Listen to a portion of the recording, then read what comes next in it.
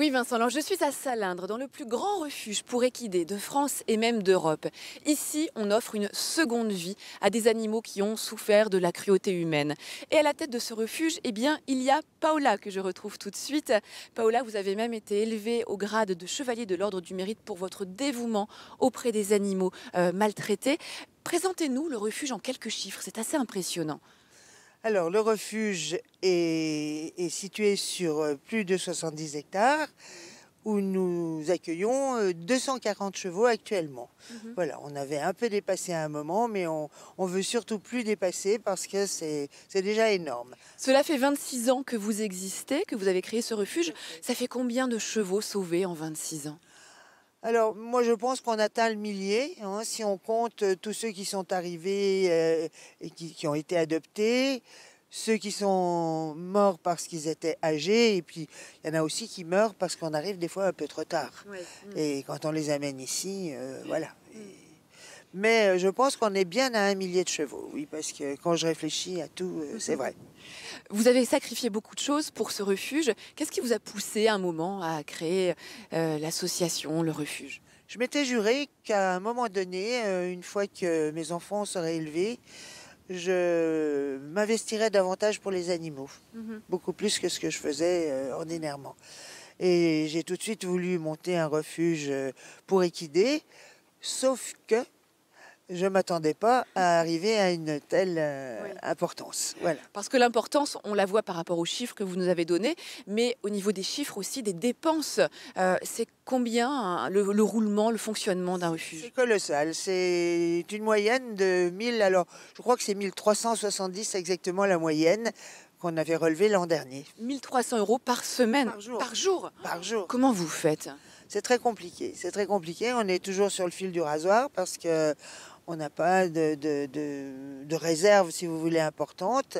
Et il faut se débrouiller. Alors, on a des amis, on a de la famille, et puis on a aussi nos adhérents, dont certains sont des bienfaiteurs particuliers, bien sûr. Et les postes de dépenses principaux, quels sont-ils?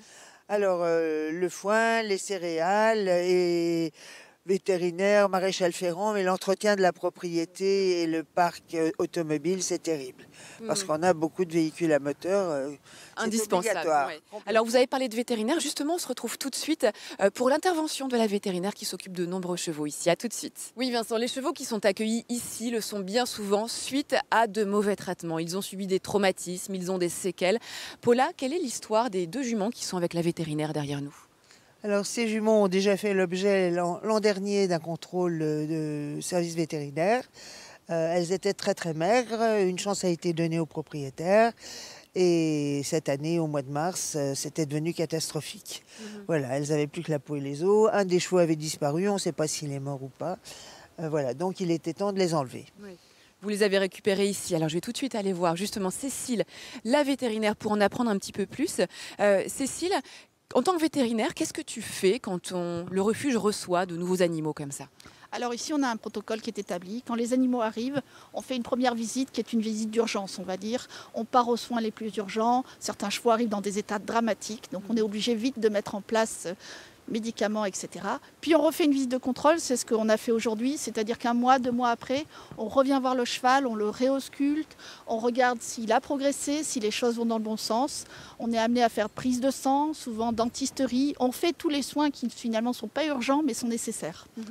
Et alors pour celle-ci, qu'est-ce que tu constates? Ça fait à peu près un mois qu'elle est ici. Alors ici, cette jument, elle est arrivée vraiment squelettique. Alors aujourd'hui, on peut constater, c'est pas un gros cheval, elle a encore ses hanches qui sont dehors, les côtes qu'on aperçoit un petit peu, elle est toute fine.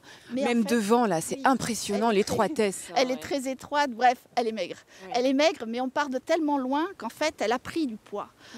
Mais c'est une jument qui a pris du poids, on aurait espéré mieux.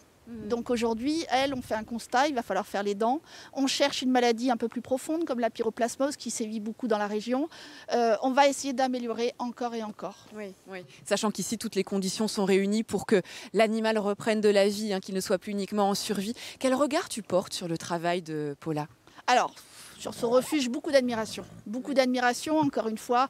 Elle a face à elle 200, 220, je compte plus. 240, je crois. Ouais, voilà, je suis complètement dépassée. Mais c'est 240 chevaux qui ont été maltraités, 240 chevaux qui ont eu des carences, c'est-à-dire 240 chevaux vraiment à soigner. On a des chevaux qui ont plus de 40 ans ici, tous mis dans de très bonnes conditions. Vous pouvez voir l'état des paddocks, l'état des écuries, tout est propre, tout est nickel. C'est une super écurie. Oui. Alors si vous aussi vous voulez aider à votre façon le refuge, eh bien sachez que l'association Cheval recherche toujours des dons, des adhérents. C'est ici pour pouvoir les aider, ils en ont besoin, je compte sur vous.